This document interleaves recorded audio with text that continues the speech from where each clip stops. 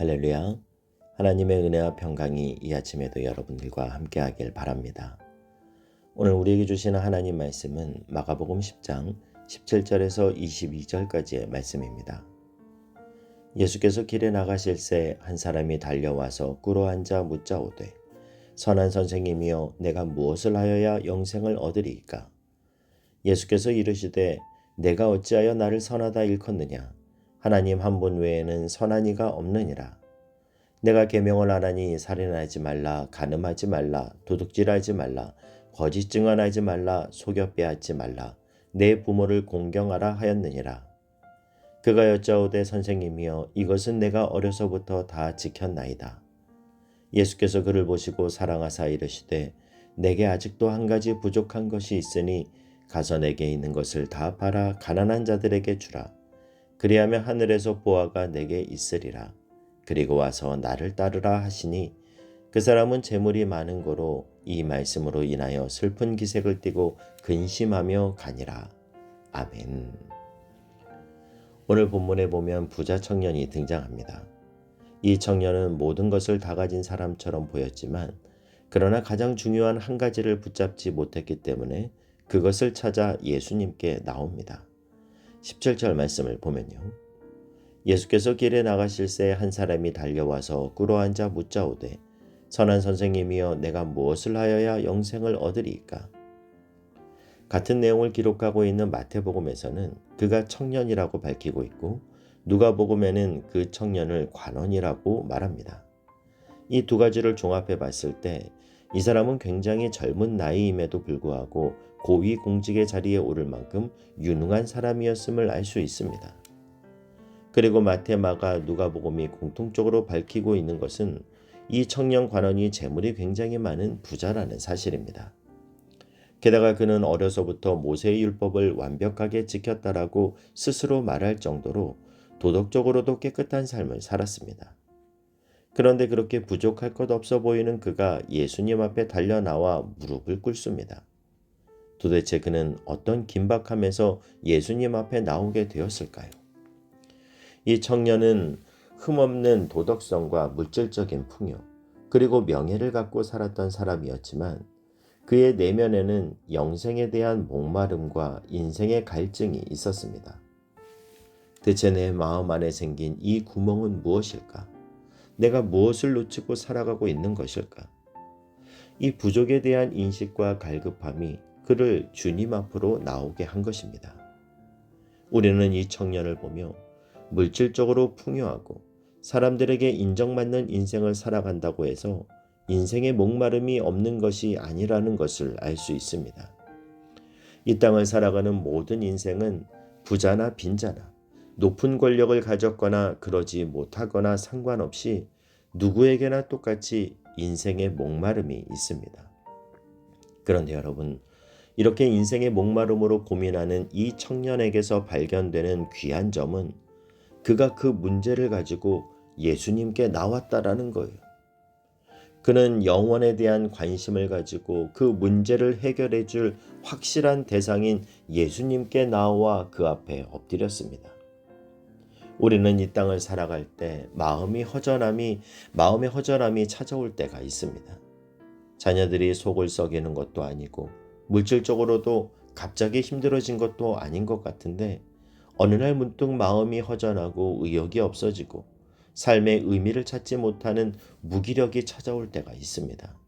여러분, 이럴 때 우리는 이 청년처럼 그 문제를 가지고 예수님께로 나아가야 합니다. 사람들은 영혼의 구멍을 채우려고 그것을 돈으로 채워보고 사회적 성공과 명예로 메꿔보려고 하고 사람들을 만나 마음의 위로를 얻으려고 하지만 인생의 목마름과 갈증은 오직 생명의 떡이시고 영생의 생수 되시는 예수 그리스도를 만날 때 해결되는 줄 믿습니다. 이렇게 이 부자 청년이 인생의 목마름을 가지고 예수님을 찾는 귀한 모습을 보여줬는데 그런데 이 청년에게는 몇 가지 문제가 있었습니다. 그리고 결국 그 문제와 결함 때문에 예수님께 아무런 인생의 도움을 받지 못하고 근심하며 예수님을 떠나가 버리죠. 이 청년이 가지고 있던 문제점 첫 번째는요. 그는 잘못된 구원관을 가지고 있었습니다. 내가 무엇을 하여야 영생을 얻으리이까? 이 질문의 주어는 내가였어요. 그에게 있어 인생의 주체는 자기 자신이었습니다. 그는 예수님 앞에서 던져야 했던 질문의 주어는 내가가 되어서는 안 되는 것이었습니다. 차라리 주님, 나를 구원해 주십시오. 나에게 주님의 도움이 필요합니다라고 했다면 어쩌면 그에게 구원이 선물처럼 임했을 것입니다. 여러분, 혹시 오늘 부자 청년과 같은 인생의 갈급함이 있으신 분 있으십니까? 이렇게 계속 살아도 되는 것인가? 라는 어떤 위기감을 느끼는 분 있으십니까? 그렇다면 먼저 인생의 주어를 바꾸십시오. 그 자리는 나의 자리가 아니라 하나님의 자리입니다. 저는 오늘 저와 여러분의 인생의 주도권, 우리가 써내려가는 삶의 이야기의 주어, 인생의 주어가 하나님이 되시기를 주님의 이름으로 축복합니다. 청년의 질문을 받은 예수님은 그 청년의 질문에 이 질문이 잘못되었음을 지적하는데요. 18절 말씀을 보면요. 예수께서 이르시되 내가 어찌하여 나를 선하다 일컫느냐? 하나님 한 분 외에는 선한 이가 없느니라. 이 청년이 가지고 있던 두 번째 문제는 예수님에 대한 잘못된 인식이었습니다. 예수님을 선한 선생이라고 부른 부자 청년을 향해서 예수님은 네가 어찌하여 나를 선하다고 말하느냐 되물으십니다. 이 말은 나는 너의 선생이 아니라 나는 너의 주인이다. 너의 구원자다. 내가 영생의 문제를 해결하기 위해선 그것부터 재정립하라. 이 말씀을 하시는 겁니다. 그러면서 예수님은 굉장히 의아한 말씀을 하시는데요. 19절, 20절 말씀을 보면요. 내가 계명을 안 하니 살인하지 말라, 간음하지 말라, 도둑질하지 말라, 거짓 증언하지 말라, 속여 빼앗지 말라, 내 부모를 공경하라 하였느니라. 그가 여짜오되 선생님이여 이것은 내가 어려서부터 다 지켰나이다. 여러분, 예수님은 왜 영생에 대해 질문하는 청년에게 나를 믿으라, 그리하면 너와 내 집이 구원을 얻으리라 이렇게 말씀하지 않으시고 십계명 하반부에 나오는 여러 가지 계명의 준수를 말씀하셨을까요? 이 말씀을 우리가 자칫 오해하면 예수님이 구원을 위해서는 율법을 잘 지켜야 한다라고 말씀하는 것처럼 그렇게 여길 수 있습니다. 여러분, 우리가 구원을 받고 영생을 누리기 위해서 믿음 외에 필요한 다른 것이 있습니까? 단언컨대 하나님의 은혜 외에 우리가 구할 다른 것은 없습니다.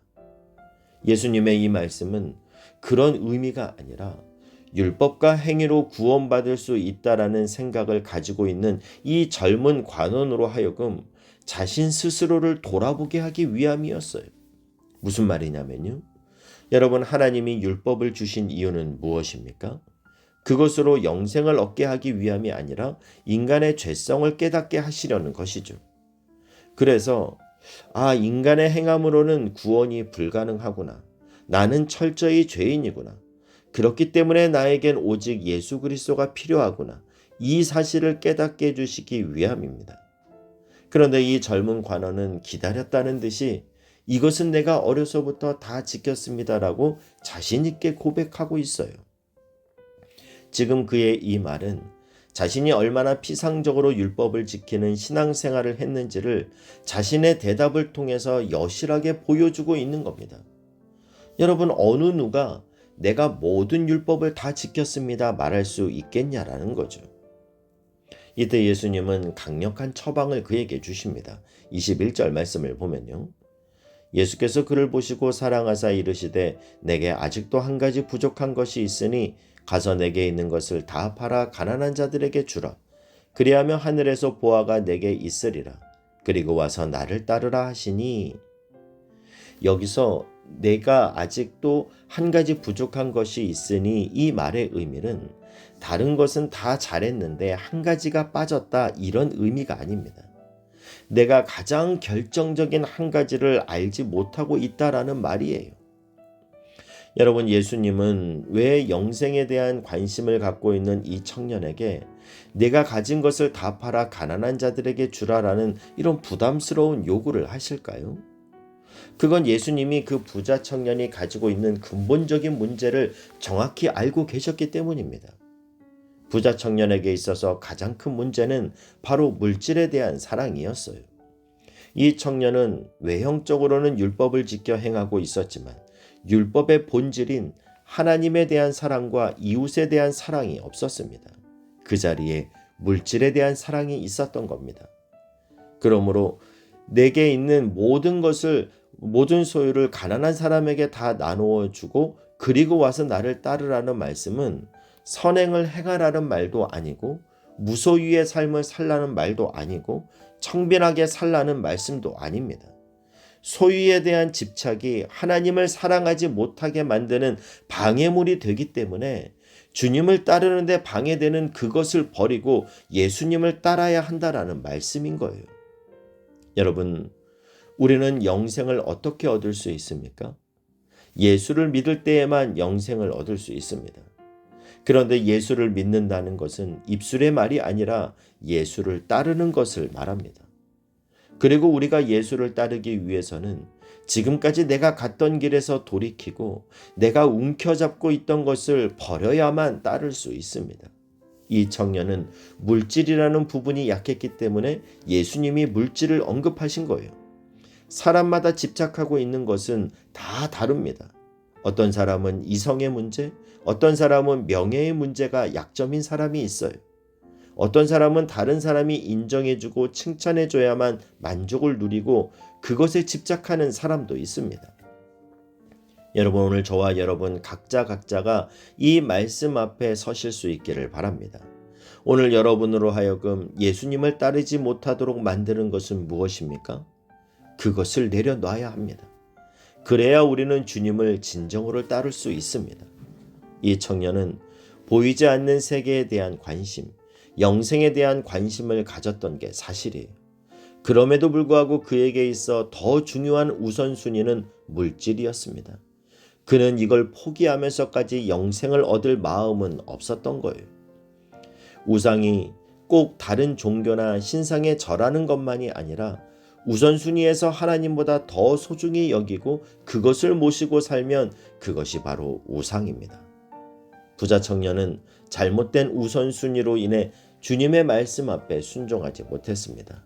여러분, 순종은 내가 하고 싶지 않은데 주님이 하라 하셔서 하는 게 순종입니다.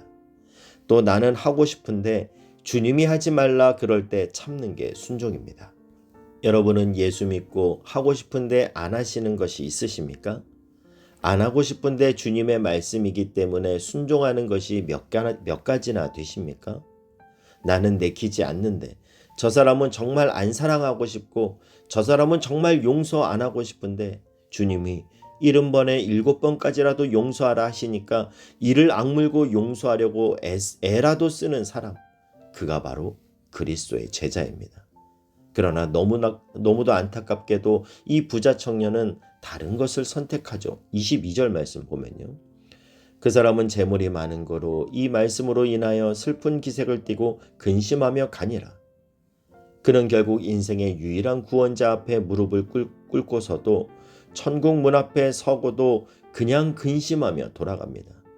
그는 끝내 많은 것을 가졌지만 한 가지를 가지지 못해 전부를 잃어버리게 되었습니다.